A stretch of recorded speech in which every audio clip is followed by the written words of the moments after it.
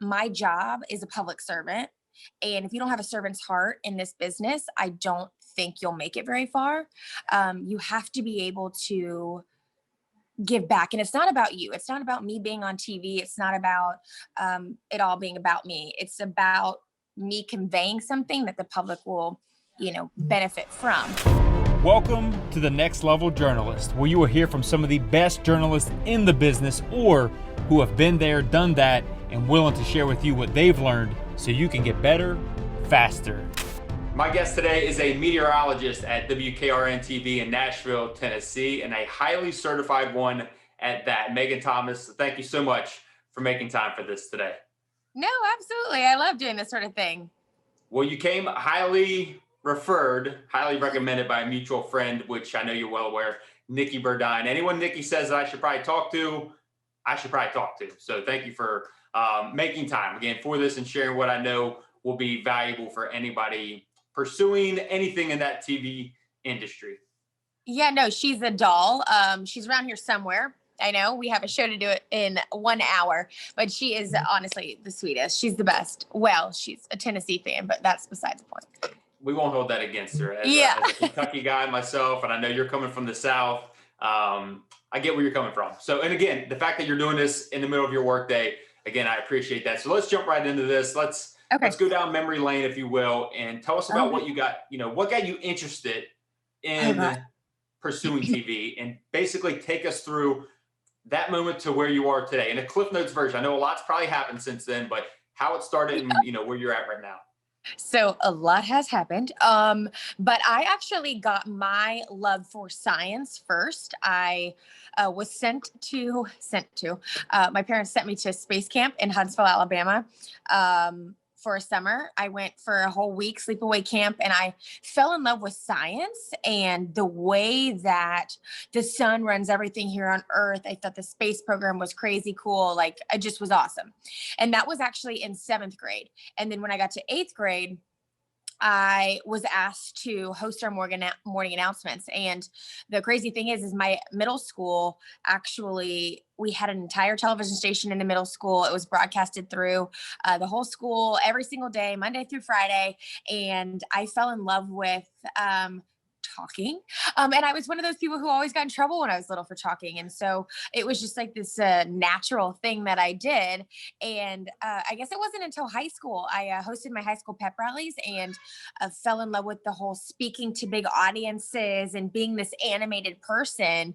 Because technically heck, I think I'm an actress sometimes, because shoot, my alarm goes off at 2:30 and I come on the TV at 4:00 and I'm really not happy to be there. I'm really tired, but you put on this persona and you get to be this fun person that someone wakes up to in the morning. And I think that's where I fell in love with the whole idea.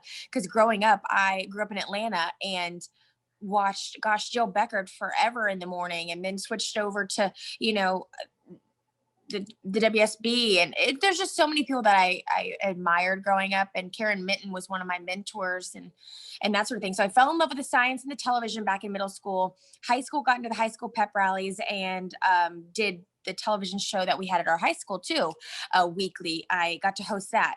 And so I got into the hosting side of everything. And then from there, went to the University of Alabama and I got my degree. I double majored in broadcast news and geography because I told my dad I really loved science and I really loved television. I didn't really know what to do, blending them wise. And he was like, why don't you be a meteorologist? And I was like, oh, wait, that sounds crazy. So I did that. And then as I got into Alabama, I interned at a station in Tuscaloosa. I interned at WSB in Atlanta, and I interned at ABC 3340, where I ended up actually working beginning in 2014. So once I left Alabama, I then joined Mississippi State at their broadcast meteorology program, got my master's in geosciences and an emphasis in broadcast meteorology. And there I had some wonderful mentors who truly just like crafted me. They would work with me. And my first job was while I was in school at Mississippi State. I worked at WCBI, which is a small station in Columbus, Mississippi. And they really gave me my first opportunity of live television. And that was so surreal. I mean, I was 22, 23, and it's just wild. It's just crazy when you think about it that way. And then from there, in 2014, I was hired at ABC 3340, and I spent 6 years in Birmingham, Alabama, with one of the best meteorologists in the country, James Spann, and I learned a lot from him, the way he presents himself, the way he speaks, the way he is in the community. And then, you know, WKRN called, and I am now here and in Nashville, and I love it. It's been great so far. So in a nutshell, that is how I got from point A to point B.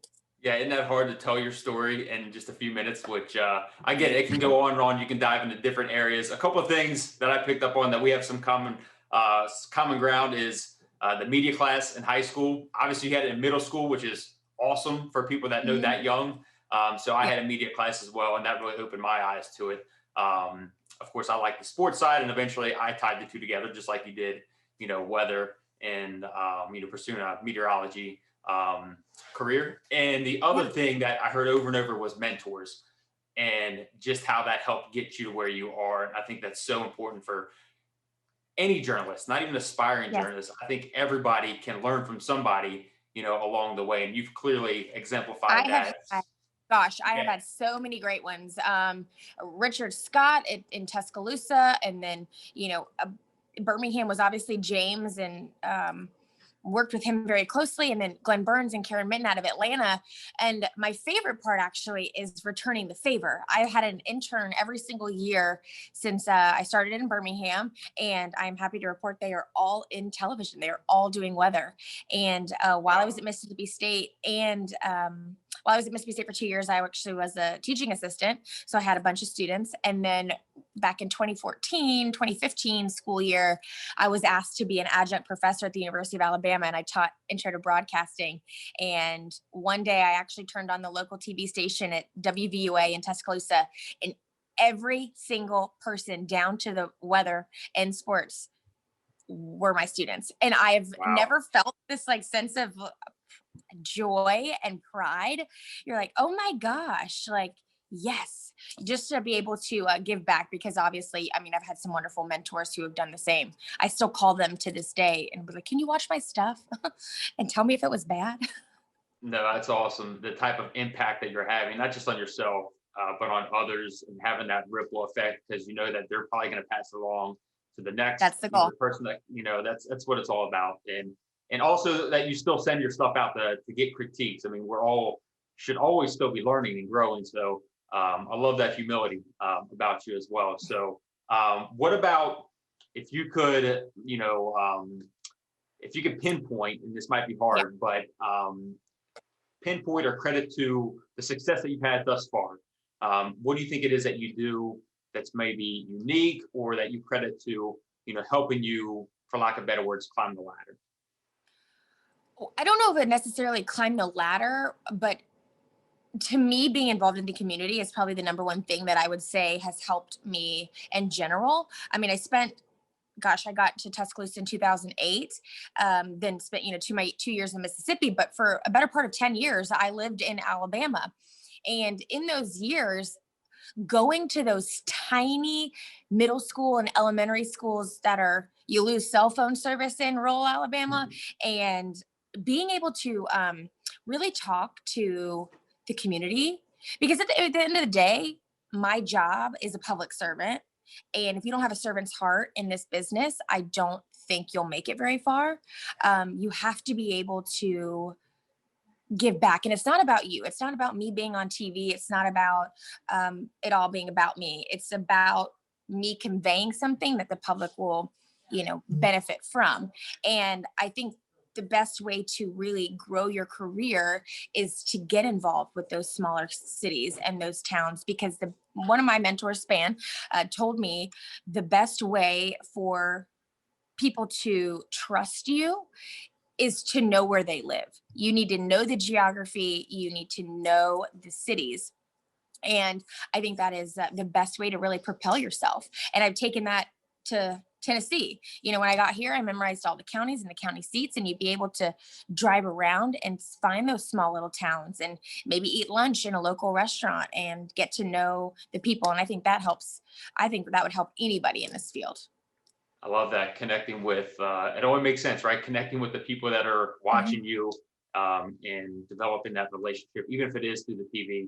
Yeah, that's great. That's great. That's just the intangible stuff that you've talked about so far is great stuff. Let's talk about maybe some of your skills and the skill set that you have and how you've developed it. So if you could share basically the skill set that you've acquired over the years and how you developed it, and give some pointers to those pursuing the same thing that you're doing.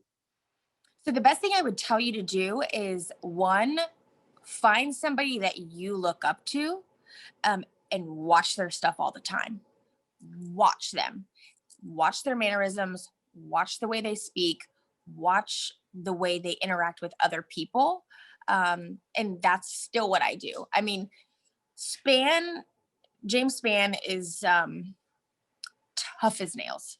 And he was my old chief in Birmingham, and he's probably one of the most well-respected meteorologists in this country.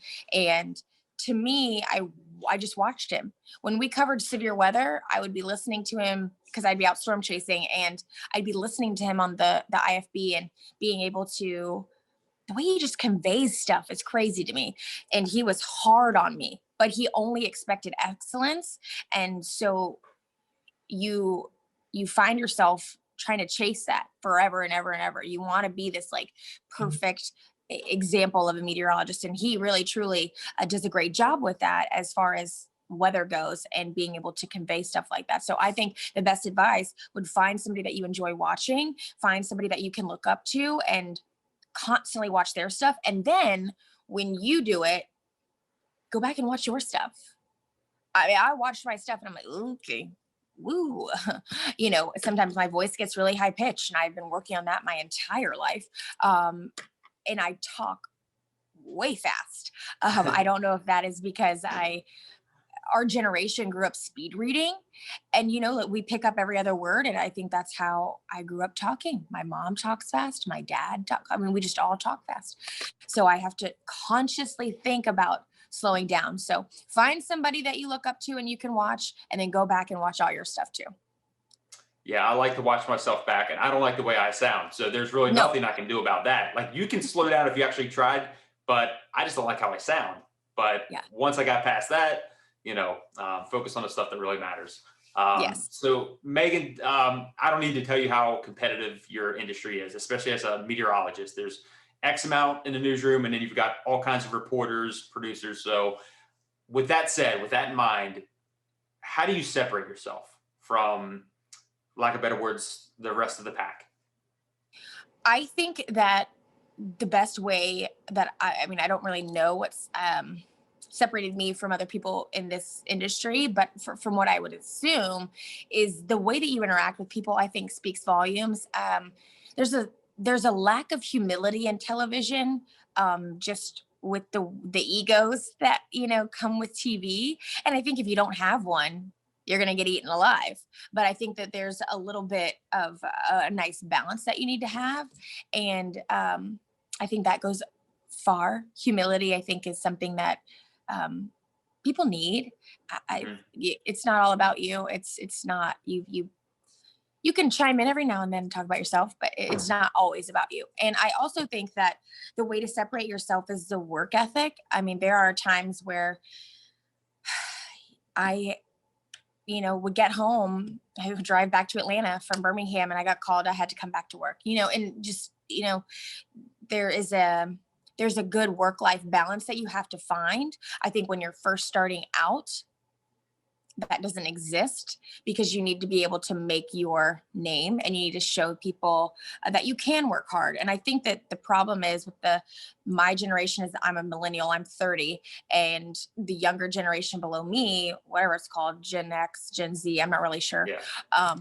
The stigma with our generation is that we just want everything handed to us, and we're afraid to work hard. And I think that is something that we combat, because a lot of times you find the baby boomer generation in our TV industry who have always worked hard, and they've always done this sort of mentality. And we're kind of teaching them that there's a work-life balance, but they have also taught me that you got to work hard. There's not necessarily a good way to separate the two. And I think that in order to separate yourself, like when I've gotten called for jobs, I think it's a personal thing. Being personable with somebody is big. You can't just be fake. As much as I say I'm an actress in the morning, it's still genuinely me and who I am, and it's very authentic. And I think that that goes a long way. I think that people can really sometimes see through that and work from that. All right, Meaghan, if you could go back in time and tell your younger self something about this business that you know now that you didn't know back then, what do you think that would be? Go back and tell myself something I didn't know about this business. I did not know that when you first start off in this business, the hours, I think that was something I was very unaware about. Because when you think about it, you're sitting at dinner and you're watching the news, but like those people are missing dinner. They're missing dinner with their family. When you turn on the television in the morning and you're getting ready for school and getting to the bus stop, that person's actually there and they're up really early. And I also was very unaware that, when you start off in this business, you pay your dues. I mean, you say yes to everything. And that means working sometimes 15-hour days. I mean, there were times where I would, work the morning show till noon, hop in the car, go storm chase till 6:37, sometimes maybe even 10 o'clock at night, turn around and do the morning show. There are times where sleep, that is not a thing. And that's where I struggle also with the work-life balance, because for so long, I've looked at this person who didn't have that balance, and I've slowly learning how to say no. But growing into this industry when you first started, I think the hours were shocking. You knew it. You knew that's what you're getting to, but like you didn't really know it until you start waking up at 2:30 in the morning and you're like, oh, okay, yeah, that's terrible. All right, I know we're running out of time, but if we could squeeze in one last question, if you could think back to maybe your most embarrassing TV moment. I love asking people this because, whatever you've learned from it, or does anything come to mind in regards to your most embarrassing TV experience? I mean, most embarrassing. I mean, it's now happened several times here in Nashville, but I have sneezed more on television than, it's awful. And then you're paranoid that you have a booger hanging out of your nose and like, you can't finish the rest of your thoughts. I mean, there have been plenty of times where I've like made a joke and I just start laughing. And it really helps when you have Nikki and Neil on either side of you who are hilarious and they can roll with it and they know what to say. And it's just so funny. But embarrassing wise, I mean, I don't really get embarrassed that easily anymore. I mean, I'm in television. I get thousands of eyes who watch me all the time. And just like, I don't have any feelings anymore. You can't hurt my feelings. Well, you have to have thick skin, no doubt, to be in that position. And all about how you handle it, right? I mean, yes. The sneeze, and maybe you think, if there's a booger hanging out, there's a booger hanging out, let it hang out there for a little bit. But I didn't think about that. So anyway, Meaghan, thank you so much for making time for this. Again, I know you're in the middle of your day and I so much appreciate that. So again, thank you for making time for this and everything you shared with me and everyone who sees this. Well, I hope that whoever is pursuing a career in this field really has a passion for it, because I think that is the number one probably thing that you need. It's a very, unfortunately, depressing field, the news is right now. And so whether or not so much, it's more lighthearted, if you will, but you're around it all the time. And I think that in order to survive this industry, you have to really remember why you started. You have to have that servant's heart. And I think that is going to propel the next generation of people. And thank you for checking out this channel. If you found this content beneficial, I'd appreciate it if you hit that like button, hit that subscribe button, and share it with someone you think might find it beneficial as well. Because this channel was simply started and created to serve you, to help others grow, to learn how other successful TV journalists do or did it. So take what serves you so you can get better faster and reach your next level.